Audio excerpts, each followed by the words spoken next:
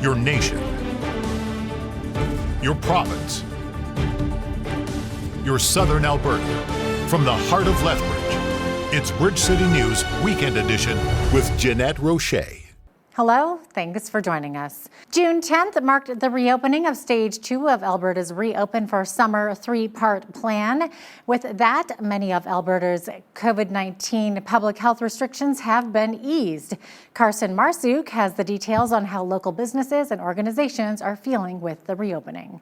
Alberta's Open for Summer plan is moving ahead with more COVID-19 public health restrictions being lifted province-wide. Included in Stage 2 is the reopening of in-person dining with up to 6 people per table. A local restaurant in Lethbridge says they are excited to be reopening again to the public. What we're expecting is, some busy environments. So, full rooms. We have both of our patios rocking now, and so whether it's rain or shine, we'll be able to have people in the building. All prior COVID-19 protocols remain in place for people dining inside of restaurants. Also on the list is the reopening of gyms and fitness centers. However, the Cor Van Ray YMCA has chosen to hold off with a grand reopening set for July 2nd. With Stage 2 restrictions, we're looking at booking in the fitness areas as well as holding group fitness classes. In the pool as well, lane swim will be available, public swim will be available to 1/3 our capacity, so still with a booking system. And the gymnasium will be holding drop-in activities for families. Along with the reopening of indoor recreation centers, indoor and outdoor swimming, pools, and spray parks are able to open, including Stan Seawick Pool. Henderson Outdoor Pool is expected to open in late June to early July. We're still working out the fine details about what the capacity will be at Henderson. Right now, we're opening similar to last year, so you would book online and reserve your spot. You'll come in for your swim time. You'll be asked to leave at the end of your swim, and then another group will enter. So much the same as last summer. In order to reach the third and final stage of lifting restrictions, 70% of Albertans need to at least be partially immunized. Other health measures lifted include outdoor gatherings up to 20 people, funeral services and wedding ceremonies of up to 20 people, places of worship and retail stores up to 1/3 of fire code occupancy, outdoor concerts and festivals up to 250 people. Entertainment venues, including movie theaters, casinos, and museums, are being allowed to reopen at 1/3 capacity, and there are no longer any restrictions on youth and adult sports. However, distancing and masking requirements still remain in effect throughout the province. According to an Angus Reid poll, Premier Jason Kenney is the least favored premier in all of Canada. Fewer than 1/3 or 31% of Albertans approve of his performance, down 9 points over the last 3 months. Manitoba Premier, along with Ontario's Doug Ford, are also experiencing notable pandemic-related declines in job performance approval, with a 33% and 35% approval rating. On the opposite side of the spectrum, the Quebec and BC premiers scored the highest in approval rating at 66% and 63% approval. Jason Kenney says his government is tired of making equalization payments to other provinces, but wants to know how Albertans feel about it. This is when billions of dollars from the resources of richer provinces like Alberta's oil and gas get transferred to other provinces. Kenney says Alberta's generosity is often met with hostility in the East, so he's announced that Albertans will have a say on these equalization payments by putting a referendum on the ballot in the next provincial election. But when our generosity is met with hostility to our largest job-creating industry, and when the politicians who benefit from the hard work and resources of Alberta turn around and cut us off at the knees, blocking pipelines and imposing policies that damage our economy, well, that's where Albertans will draw the line. Kenney says he's introduced a motion in the legislature asking Albertans if this section of the Constitution should be removed. The clearest, most conclusive way to determine how the majority of Albertans feel about their current role within Confederation and this province's economic future is to ask them directly. And so, later today, I will introduce a motion in the legislature seeking approval for the following question to be put to a referendum this fall. Quotes, Should Section 36(2) of the Constitution Act 1982, Parliament and the Government of Canada's commitment to the principle of making equalization payments be removed from the Constitution, unquote. Coming up, the Alberta government announced recently they've given out 3 million doses of the COVID-19 vaccine.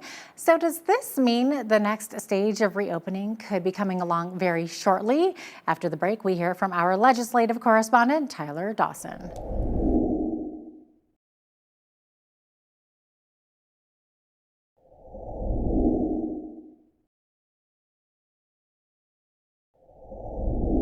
Welcome back. So much is happening in Alberta's legislature this week, between the Premier introducing a motion to hold a referendum this fall, to environmental issues, and then, of course, there's that infamous Sky Palace dinner he held on the rooftop.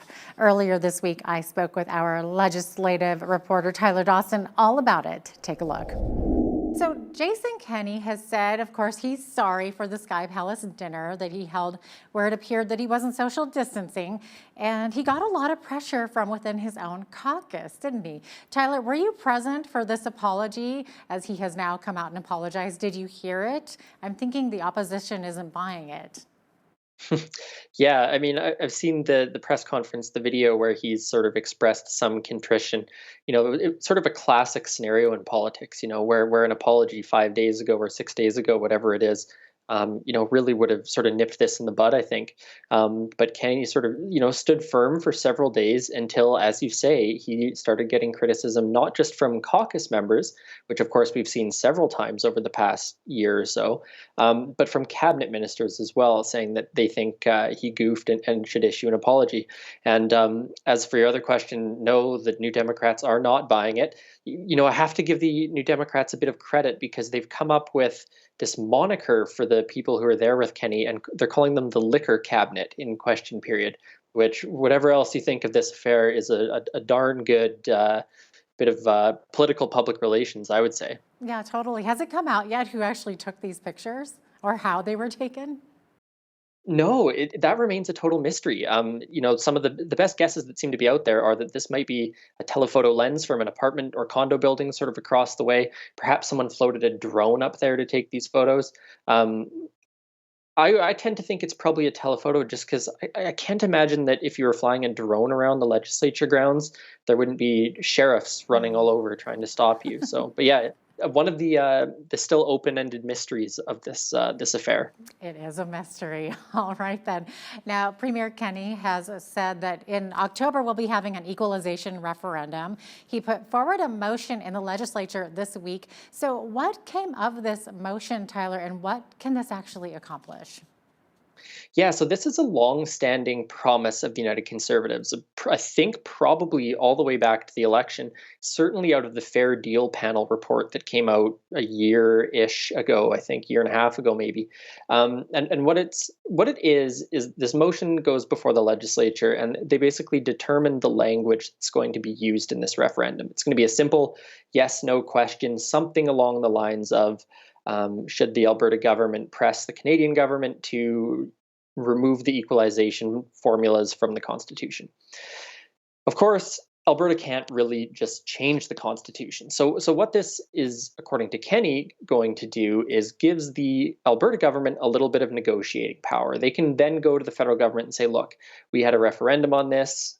X% of Albertans want something done on this. We should sit down and discuss it. Whether or not that will lead to any change is, of course, you get different answers on that depending on who you ask, whether you ask the UCP, whether you ask the opposition. And the New Democrats also sort of pressuring Aaron O'Toole to say something about this, in case he forms the next federal government. And the other thing of note on this is that this referendum will be part of the municipal election. So when you go to vote for your mayor and councillors and school trustees, this referendum question will also be on the ballot. Okay, interesting. Well, time will tell, I guess, how this turns out. Now, the TransCanada Energy, or TC Energy, has just announced that they are terminating the Keystone XL pipeline project. So, Tyler, what can you tell us about this? It's the end of an era, isn't it? For the last 10, 11 years, it's been stop and start, on and off, controversy after controversy. Now, when Joe Biden became president, one of his very first executive actions, maybe his first executive action, was to cancel the permit that allowed construction to be built across the border. And that pretty much killed the pipeline. This would have been back in sort of mid-January. Now, sort of 6 months later, we have the TC Energy and the Alberta government both announcing on Wednesday that it's done. The company's going to wind down operations. They're going to lay out a plan for doing it safely and environmentally sound ways. The Alberta government maintaining that it's still going to try and get back the $1.3 billion it's put up for this project. Whether or not that's going to happen, again, very debatable. But certainly a good, whatever happens, likely that a good chunk of tax dollars have just sort of vanished into the ether, unfortunately. Stay with us. We'll have more after the break. Even in the native world on the reservations, the chiefs that are all government funded, they've been told you can't look into these things. They were told that years ago.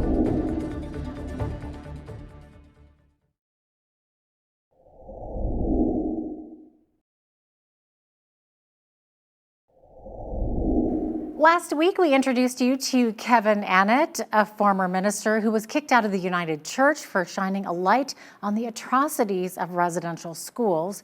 He wrote a book on the subject called Murder by Decree. Kevin is back with us again this week. Kevin, for many, the news of finding the bodies of over 200 children is hard to comprehend. Many of us are shocked and, of course, saddened, but you've been working on uncovering this since 1995. What was your initial reaction as a pastor when you heard from the eyewitnesses over the years? When the church fired me, they went to my wife and offered to pay for her divorce. And they arranged to get my kids taken from me in family court. And when I saw that level of kind of collusion going on, the courts, I knew there was a lot they were covering up. But I thought, if they could do that to me, one of their own ministers, imagine what they could do to some Native kid. Of course they're going to kill them. They're just viewing them as non-humans. And people can suppress the knowledge all they like, but it'll come out one day. It's like any trauma that somebody faces, it's going to come out. And it's just unfortunate that the government is suppressing more than they're revealing. Naturally, their lawyers are telling them they've got to protect themselves. But it's time we took this out of the hands of politicians and lawyers and let the people themselves know. If you talk to most Canadians, white Canadians, they want to do the right thing. They're well-intentioned people. They just didn't know these things.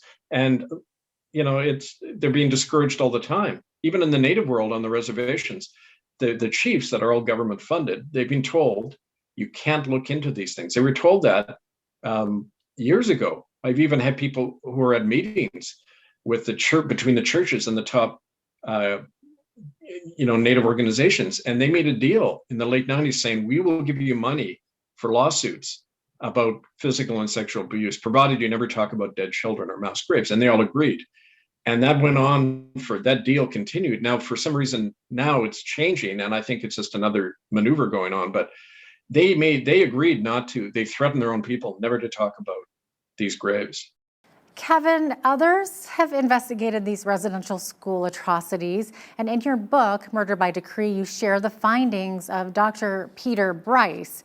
Can you tell us about the work of Dr. Bryce? Peter Bryce was Ontario Health officer who was hired by Duncan Campbell Scott, who was head of Indian Affairs in 1907, because there was a lot of criticism coming about the conditions in these places. So they expected Dr. Bryce to go and give the usual kind of whitewash. He did the opposite. He actually said, in the famous quote from his book, which I've reprinted in murderbydecree.com, he wrote a book about it called A National Crime. He said, I believe the conditions are being deliberately created to spread infectious disease. Over half these children are dying. So he described a practice in all of the schools where healthy children were taken and made to sleep in the same dorm as children dying of tuberculosis, and then they were never treated. They just died off basically through germ warfare. And we have eyewitnesses describing that. We produced a documentary film in 2007 called Unrepentant. It's up online. And we have over a dozen people describing that, how the nuns would force them to play and sleep with the kids who had tuberculosis. We even have a picture of children on the Sarcee reservation in Alberta in the school, sitting in a classroom with bandages around their head, and it says they have open tuberculosis. Well, you know, in the white world, when you had tuberculosis back then, before penicillin, you were rushed off to a sanitarium. But there's a different standard with Indians, and we're deliberately spreading disease to kill them, and that's how so many of them died. Now, Dr. Bryce published his book in 1922, so here we are 100 years later, and these incidents are still lacking proper investigation. So do you believe there should still be an international inquiry? Absolutely. And in fact, we did such an inquiry back in 2012, 2013. The verdict of that was that the Crown, the Government of Canada, Catholic, Anglican, United Churches, the Vatican, in all these agencies are guilty of deliberate genocide. And it's one of the reasons Pope Benedict stepped down back in 2013, because this stuff began to get surfaced. And the Catholic Church ran over half of these places. And the evidence is just overwhelming. It's not a problem of lack of evidence. It's where do you take it? When the agencies that did it have been exonerated, they've been illegally indemnified by the Truth and Reconciliation Commission, the kind of misnamed commission where people weren't even allowed to name names. They couldn't take down as evidence any description of a crime or a dead child. It was a total whitewash. So we need a genuine inquiry, but it's going to have to come from the people themselves and from supporters in other countries, because, you know, Canada is just getting away with murder. That was Kevin ANNETT, author of Murder by Decree. We'll be right back.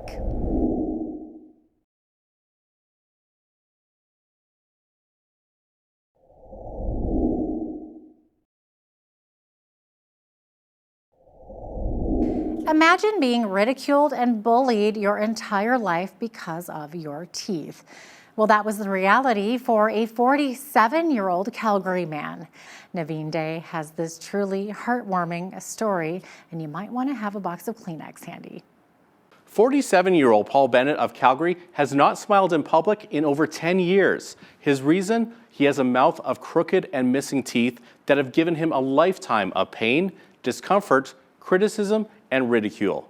This is his story. I used to never have a beard and stuff, and over the years of not having teeth, my cheeks started to sink in and started to make me look a lot older and stuff. And so I started to grow a beard because it hides it. You don't notice it as much. People often think I'm angry because I don't smile and stuff. They think I'm upset and that, and really all it is I don't want people to see how bad my teeth are or how many teeth I'm missing and stuff. I've had incidences driving down the road in my car where people have driven by and said to me, "Oh, nice car you have," and then turned around and said to me things like, "Why didn't you take that money and put it into your teeth?" Paul decided that enough was enough, and through fundraising efforts, he was able to accumulate close to the $7,000 needed to replace his remaining teeth with dentures. I also had people who cared and contributed. My boss at Wow One Day Painting turned around and gave me $800 towards it. My son, my 20-year-old son, turned around and gave me $500 towards it. I saved up $1,000, which took me quite a while. And then with my benefits and that, I've been able to afford finally the dentures. He shared his story with Dr. Lynn Lee, who will be putting in the new dentures. She says that his story touched her in a very special way. I just thought how sad it is that people tend to judge before they actually get to know the person, and Paul's a great guy. If you can just look past that, hey, he might have bad teeth, but we don't know his circumstance, until we have a little less judgment and, you know, sit there and listen to what he has to say and share his story with us. Moments after Paul is seated for his procedure, Dr. Lee presents him with a generous surprise. We're so inspired by your story and what you've been through that we're going to step it up and we're going to do this for free. Wow. Thanks. You've caused a good rippling effect of kindness. You're an amazing man, and I am so inspired by you. I am so inspired by you. We decided to do the procedure for free for him because we know times are tough, and he's been saving up so much, and he told us that his son even saved up to help contribute to his procedure. We just thought we could do it and help him out, and he doesn't have to wait any longer. And we didn't want finance or us to be a reason of him to not get it now. And when Paul sees his new set of pearly whites, he and his girlfriend can barely contain themselves. Got some teeth there. They're nice and white and straight. How does he look? You look great. It looks amazing. Yeah. Thank you. You're welcome. If there was just one thing I could say is, let's have more tolerance for each other. When we see people that have bad teeth, or if we see someone with a birthmark or something that's obviously different than others, let's embrace those people, not shun them away or make them feel like they don't belong or make them feel like they stand out from everybody else, because in reality we all have our own things we don't like about ourselves, and the last thing we want is for people to be pointing that out to other people. I think that the world would be a better place if we just had a little less judgment and instead just be a little more kind to people that we see on the street or in our neighborhood, in our community, and we can step it up and help them rather than to judge them. Paul says he'll be shaving off his beard and mustache now that he has no reason to hide his smile. Thank you, Naveen. Coming up after the break, a former employee of a Blood Tribe Wellness Center is speaking up over ongoing substance-related deaths that have plagued the blood reserve. These young people tell me that they go in a detox and they're able to purchase drugs in there from some employees. I have a niece that's in there right now. She told me before she went into the detox, I'm gonna go to detox, but I'm tired of panhandling 5 hours for $2 to get another high. I'm gonna go to detox, there's more drugs in there than there is out here.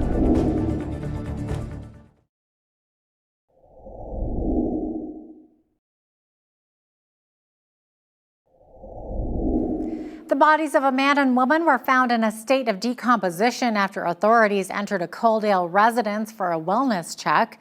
Police say neighbors reported not hearing from the residents in quite some time. What authorities found inside, however, were their bodies. Authorities were calling the manner of death suspicious, but the Office of the Chief Medical Examiner has conducted autopsies, and the preliminary findings indicate that the manner of death of the 63-year-old man is non-criminal. The manner of death of the 90-year-old woman was undetermined. There are no suspects being sought by police and no risk to the public. A former employee of a Blood Tribe Wellness Center is speaking up over ongoing substance-related deaths that have plagued the reserve. BCN's Naveen Day visited the Blood Reserve and has the following story.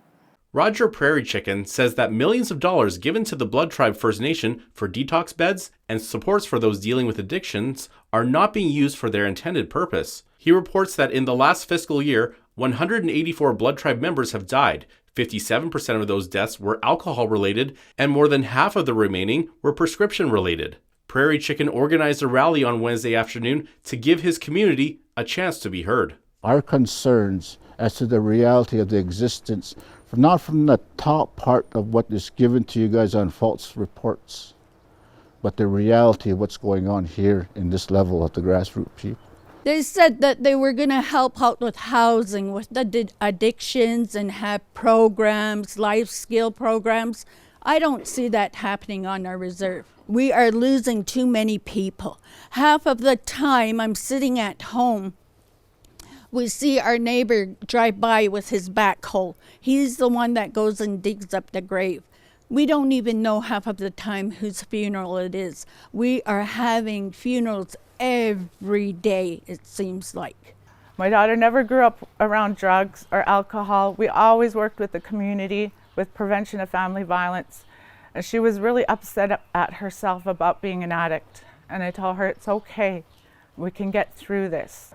She said she was going to go on methadone and whatnot, but she was going to try. 2 days later, I find her in my basement with the paramedics working on her. I brought her home thinking she was going to be okay, but that wasn't the case. Another concern raised by community members alleges that clients of the Bringing the Spirit Home Detox Center were being sold drugs by some of the staff members. These young people tell me that they go in a detox and they're able to purchase drugs in there from some employees. Now, I have a niece that's in there right now. She told me before she went into the detox, I'm gonna go to detox, I'm tired of panhandling 5 hours for $2 to get another high. I'm gonna go to detox, there's more drugs in there than there is out here. As of the time when this story was produced, the Blood Tribe has yet to release a statement. We will share their response when it becomes available. Starting a GoFundMe can be just the push a nonprofit needs during the pandemic. The Lethbridge Legion started one to help raise funds for a leaky roof on the building. The funds were met and the nonprofit was able to build the new roof with no issues. Micah Quinn has the details. The past president of the General Stewart branch, Kent Perry, says the Legion received just over $15,000 from the GoFundMe and private donations from members of the community to repair the lower roof of the building. But pretty close to our $20,000.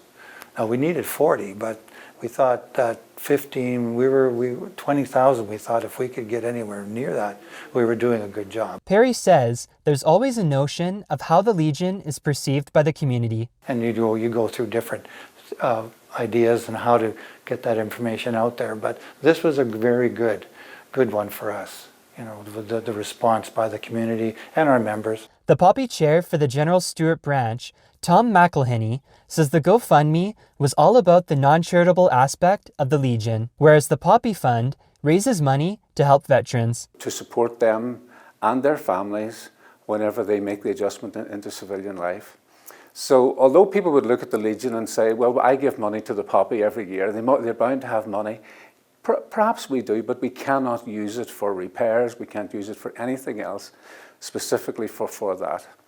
And so it's important for individuals, whenever they were making a contribution to GoFundMe, to realize that this was a different part of the organization. It was for infrastructure. McElhinney says the Legion provides a place for veterans to talk to people who understand what they're going through, and a fully functioning roof allows the organization to continue that work. Coming up, did you know that plants can help cure cancer? Well, after the break, we'll tell you more about it. Stay with us.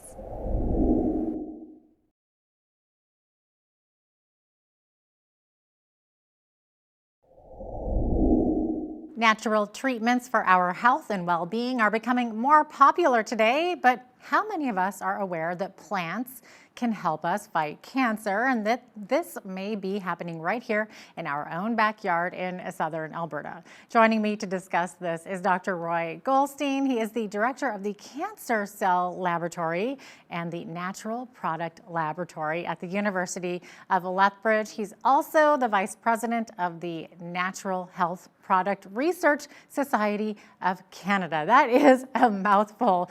Dr. Goldstein, welcome to the show. It's good to have you on today. Thank you. So thank you for having me today.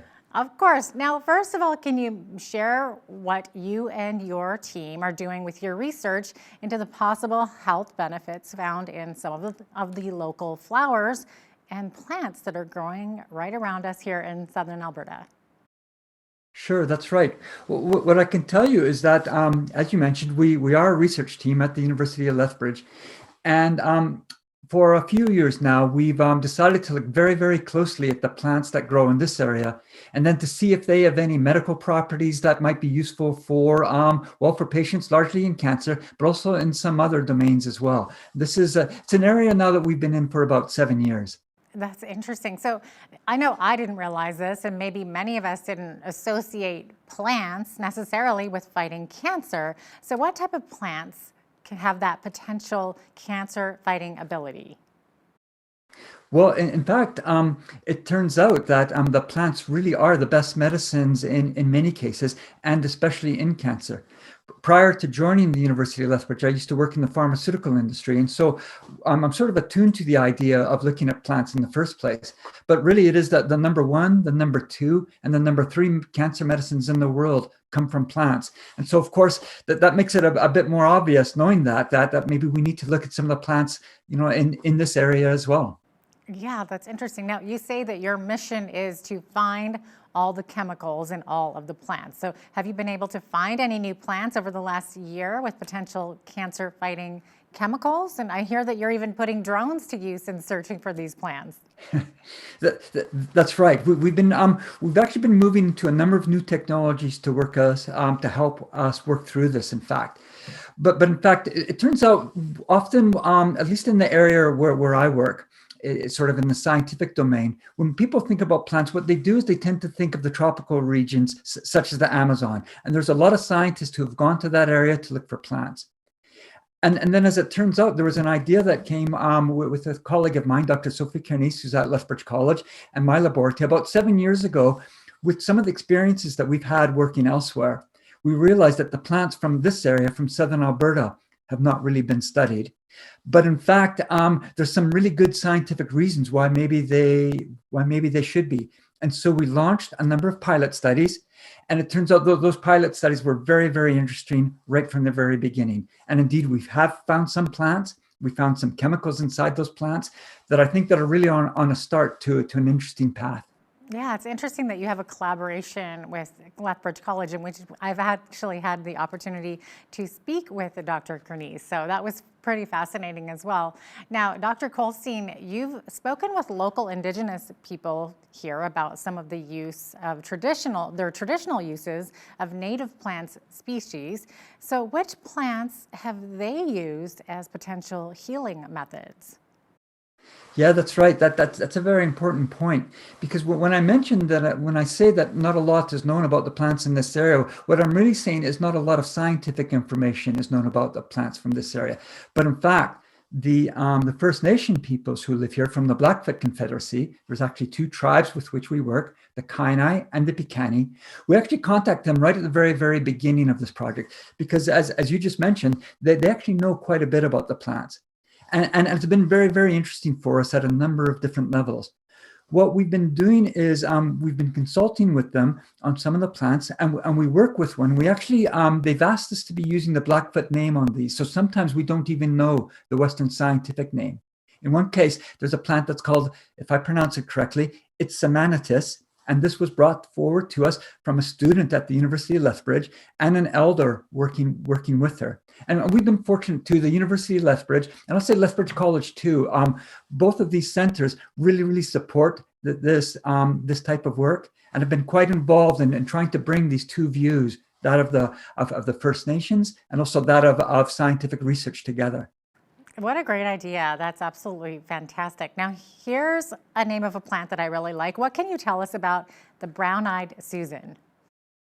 Yes, well, as it turns out, we can now tell you quite a bit. We've been working on this plant for a number of years, and it really was one of the first ones that captured our attention. So that's a very striking plant. It'll be blooming in this area. Well, we still have let's say maybe early July, a little bit of time to wait yet. Turns out that plant, so it was known to ranchers and such to be toxic. So we took a look at it pretty early on.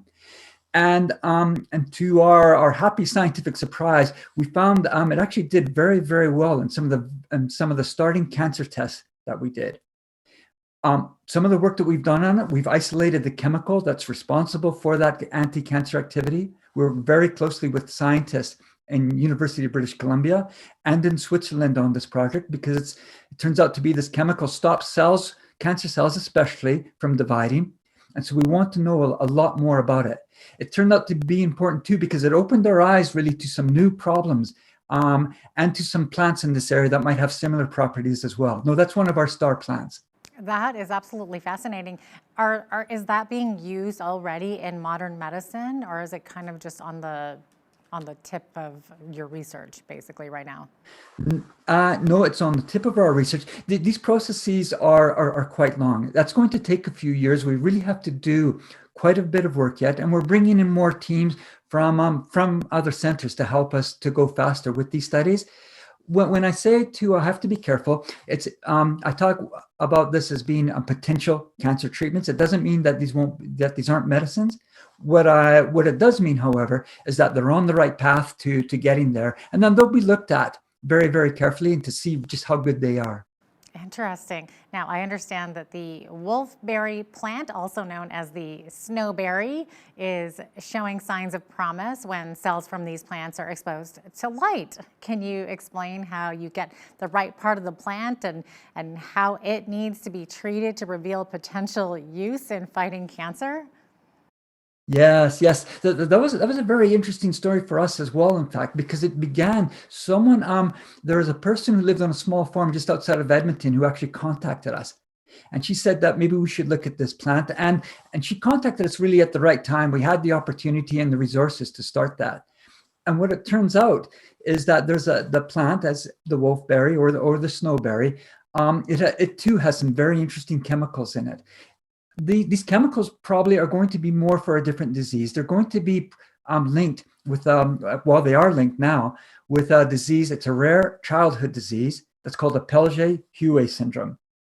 And the reason why that turned out to be very, very important for us in my laboratory and also at the university is that we were never expecting that.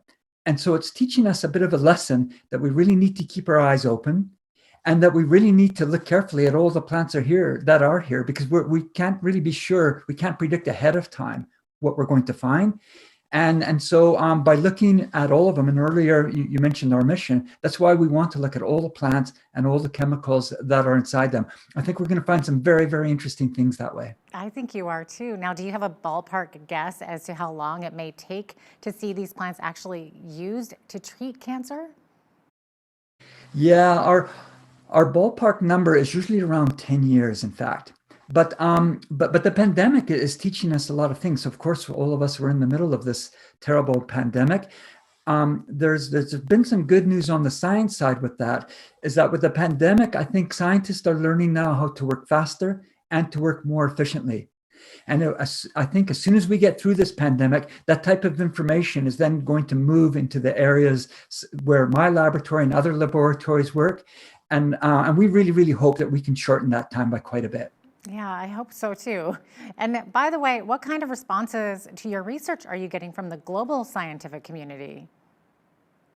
Well, it's been quite a range. I think as many of us who live in Lethbridge know, I think some people, many of the people that we were talking about, first they didn't know where Lethbridge or Southern Alberta was.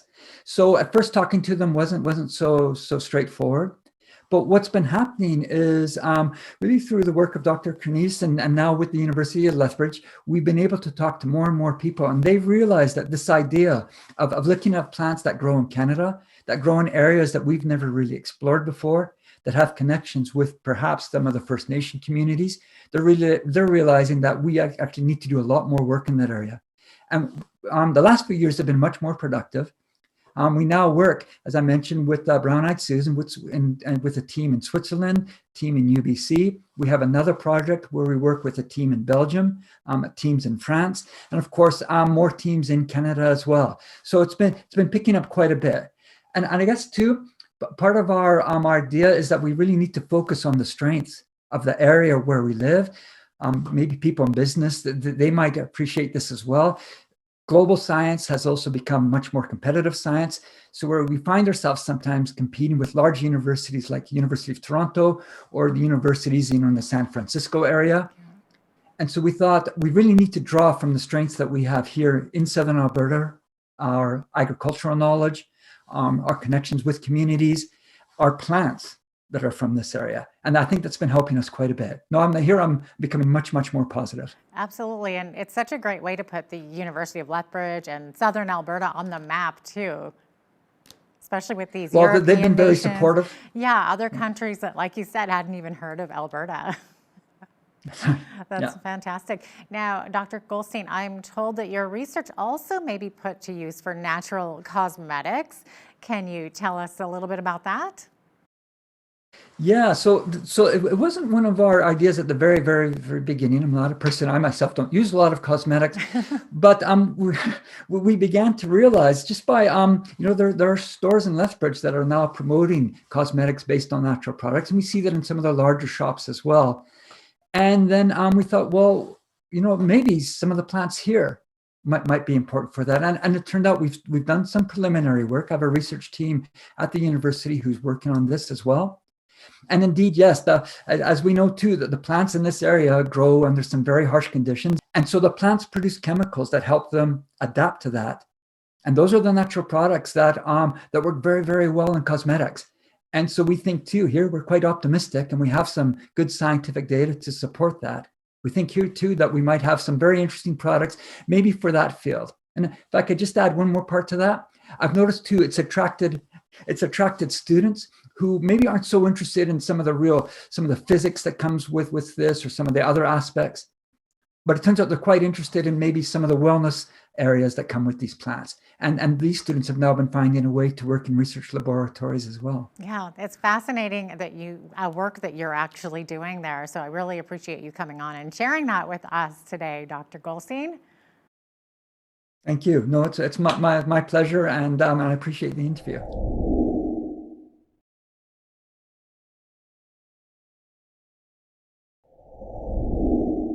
Loneliness is often an issue in our society, but with the COVID pandemic, it appears to be on the increase. What's the best way to deal with this? Joining me to discuss this further is Ralph Molyneux. He is the site pastor at Victory Church in Lethbridge. Welcome to Bridge City News, Pastor Ralph. It's so great to have you on today. Well, thank you for having me. Absolutely. So, Pastor Ralph, a recent Ipsos poll revealed that 54% of Canadians say that they're feeling lonely and isolated. So is this consistent with what you're observing in people here in Southern Alberta, with your pastoring and your counseling? Yeah, absolutely. I think some, depending on personality types, are dealing with it better. And some people, they're still doing all the work that they normally did, but others who were forced to isolate and maybe hadn't, cut back on their connections, I can see that being extremely difficult for them. And not only loneliness, but relationship struggles. People's emotional health is struggling because of their emotional, just the things that they're going through. Exactly. I think it caught everyone by surprise. And all of a sudden we're just finding ourselves in this situation with loneliness. Now, it's interesting that medical studies show that loneliness can cause a number of health issues, including depression, anxiety, increased risks of dementia, and even 26% increased risk of death. So this isn't a trivial thing at all, is it? No, it's not. And I like that they mention it as a state of health, because those things can deteriorate over time and we don't notice it, so your emotional health and that loneliness, that part of it can just whittle away at you over time. Like, we used to celebrate weddings with large groups of people, and then in times of struggles like funerals, where you used to have those connections, but with a period of time that we don't normally have that in our life, then that deteriorates our overall emotional health. And it can happen like the frog in the boiling water. It happens to a point where all of a sudden people are by themselves and not able to process some of the things they're struggling with. Absolutely. I'm sure you're seeing that a lot with your counseling, especially like you said, funerals. We can't be together to grieve our loved one. We can't be together to celebrate somebody getting married. It's just tough. Yeah. Yeah. The funerals are, the physical touch, none. There's no hugging. I'm not a person that likes to hug a whole bunch, just my personality type, but at times like that, it's non-existent. So there's more times in our life that we experience these changes that again whittle away at our emotional health. Mm-hmm. It's interesting that you mentioned physical touch, because doctors, of course, say that it's so important, that physical touch is crucial, right? So apparently our health even increases significantly when we get regular hugs and handshakes, and maybe it needs to be done while wearing a mask. I don't know, but we do need that, don't we? Yeah, we do. And I think I've heard it explained this way before, but because that's lacking, I think it was Dr. Townsend or Dr. Cloud, one of the Christian psychologists, said that we all love steak. We all love a good steak, but hamburgers are good too. So it's not the way that we're connecting isn't the best way, but it's still got some value to it, and we have to look at the bright side on that. When we can't have the physical hugs and those types of things, then at least to connect virtually is still better than nothing. Yeah, so I was just going to ask you, Pastor Ralph, do you have any thoughts on how to overcome loneliness? I mean, the obvious solution is to spend more time with others, but that becomes a real challenge, obviously, during these COVID times. So people, of course, are making the use of technology, like you said. Yeah, well, I think the first thing to do is to give yourself an assessment and be honest with yourself and true to yourself. If you're noticing that you're withdrawing from things, or you're finding there's conflict in your relationships, which is what we see a lot of, that conflict increases, and that means that there's something missing from your life. And if you kind of analyze it and see where you're at, you can find some next steps to do, the right thing, because loneliness can cause us to maybe feel like people don't care for us, that they don't love us. And then our response to them can sometimes be out of anger or, frustration. And then that only increases our loneliness, because who wants to be around somebody who's always angry and bitter? So you kind of go back to what God's word says, is be forgiving and be kind and be gentle, quick to listen, slow to speak, slow to become angry. They're just some practical things, but the first thing we want to really look at is to be honest with ourselves. And then I think sometimes people get tired and want to just fix things for people, when really all they're asking for possibly is just a bit of empathy, to understand that they're struggling. And it's in that empathetic moments that we can really connect at a deeper level with people. So I think just to be kind of in tune with what's going on, and look at our environment, what we've been experiencing, and then be more prepared that way, and not over expecting things from other people, because that can be a real a drag on people. If all you ever talk to is that one friend that's just always got so much going wrong, your tendency might not be so much to connect with them, which is the exact opposite of what they need. They just need someone just to hear them. They may not need all the answers or the solutions. Just a lending an ear is really important. Yeah, for sure. Now, like we said, technology can help, but with some of the older generation, a lot of them might not be as technically savvy. So, I mean, it's still okay to use the telephone as much as possible, get connected with people. But of course, medical experts say that there are significantly greater benefits to social relationships by making time for those face-to-face visits. So I guess the question here is, what is the risk or benefit ratio of visiting people in person during these times? Well, I think we have to analyze those individuals, because I've met with many of our seniors, and we when COVID first hit, we did what we called KENNEY, where we called every single person, and we empowered a bunch of people to call people, which is very unusual. To get a call from a stranger nowadays is like, why are you calling me? But because of the times, we found it really necessary. And I noticed the seniors that I spoke with were so appreciative of just a call or a contact. Because I don't know. I think when we get older, and I'm getting older, I don't know that we get out as much anyways, and I'm not belittling the importance of that initial contact, but I think our seniors are pretty resilient people. But just a touch or a phone call, and or a driveway visit, or a visit through a door, just a few moments of connectivity, I found to be so beneficial, especially with our senior crowd. Oh, exactly. I know my own mother is in that situation, and I feel like for the past year, it's been nothing more than just really quick, hand each other something in the driveway or through my car door. It's very challenging, because you want to spend all this quality time. And of course, now it's getting warmer outside, so we can arrange for more meetings outdoors. So is that a good solution as well? Meet at a coffee shop patio?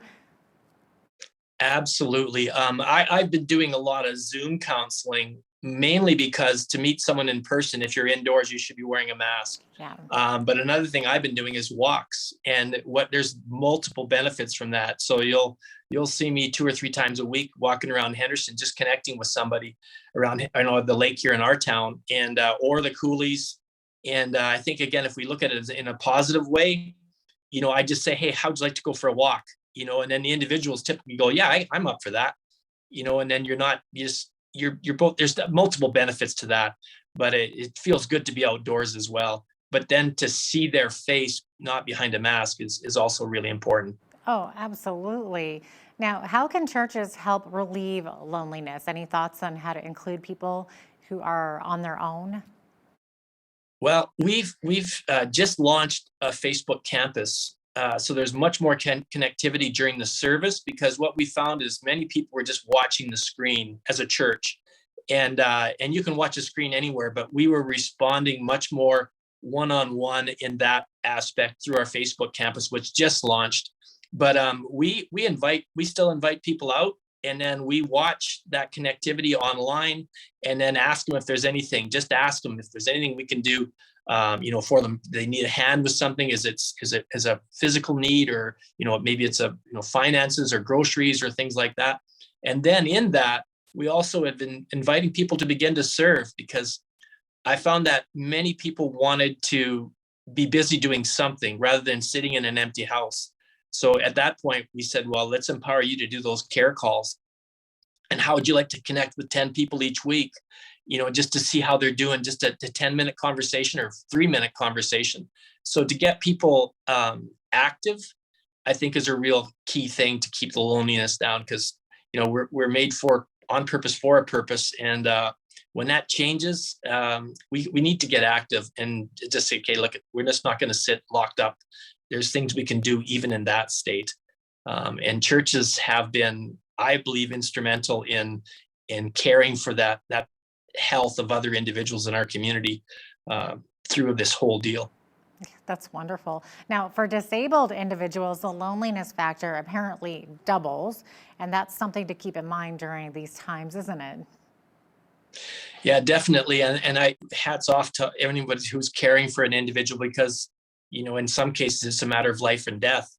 But I think through the studies and things like that, we still did our Night to Shine this year, but we sent out the packages to everybody. So for each of those individuals, maybe within whatever the issues are, to receive that package in the mail and then to connect with them just virtually a little bit made a difference. So again, receiving, there's other ways we can connect with people through gifts and dropping a meal, or, just a card, or even, something that was special to them, that they feel loved. And I think that's really, really important for every individual. Yeah, absolutely. For our viewers that don't know, what are in the packages for Right to Shine? Well, in those, it was a crown, and I think they got some party favors, like, different items that they could kind of have a celebration together, because that was what it was. Night to Shine was a celebration, like almost like a graduation for them. And so that was what they would receive in their package. And then we just encourage them just to connect with a photo and send that back, to our team here. And then at least it was another event, different, but it was something that they got used to look forward to yearly, and that didn't stop. It just was different. That's all. Right. Now, what about for children? Any thoughts on how to get kids engaged and not to fall into that pit of loneliness, or that pit of just all that screen time too? Well, you see a lot of people doing very unique things, like drive-bys for birthday parties. I know both of my grandkids, we visited them through COVID at times, sometimes through a window, or through Zoom, or FaceTime. But you can get pretty creative in getting things active with kids. But I also know that kids are really good at connecting online. They've done that for years, where they've got gamer friends and game tags that they are connected with, and that's, they're sitting in their basement, for hours on end. But I think the important part, what you mentioned, was how do you get them out? And as parents, like a scooter, a skateboard, any kind of gift that gets them outdoors is probably the best for them right at this time. Yeah, absolutely. I know it's ironic because we want to keep our kids off the screen. There's too much screen time going on. But during COVID, like you said, it's a great way for them to connect. So you almost are kind of almost thankful for all that screen time. They can connect with other communities, like you said, gamer communities and whatnot. But absolutely exercise and get outside now that it's springtime, especially, right? Yes, exactly. And then, of course, where would we be without the Word of God, right? seeking his presence. And that's very true. I'm going to share a little scripture with you guys. 1 Peter 3, it says, who's going to harm you if you're eager to do good? But even if you should suffer from what is right, you are blessed. Don't fear threats. Do not be frightened, but in your hearts, revere Christ as Lord. Always be prepared to give an answer to everyone who asks, and give a reason that the hope that you have. And that's one thing we can share during this whole season and continue to share, is that we do have the hope of Christ in our lives, and he has a purpose for us. And if you want to partner with an organization, I think that's a really good way to battle loneliness, is to get out and help someone else who's also in need. And you're likely to make a connection that way if you're empathetic to their situation, and you're managing your own personal mental health as well. But I think this is a real time for the church to shine and care for our communities. absolutely. Thank you so much for being with us today, Pastor Ralph. We really appreciated having you on. My pleasure. Absolutely. Ralph Molyneux is the site pastor at My Victory Church in Lethbridge. I'm Jeanette Roche on behalf of all of us here at Bridge City News. Thanks for watching.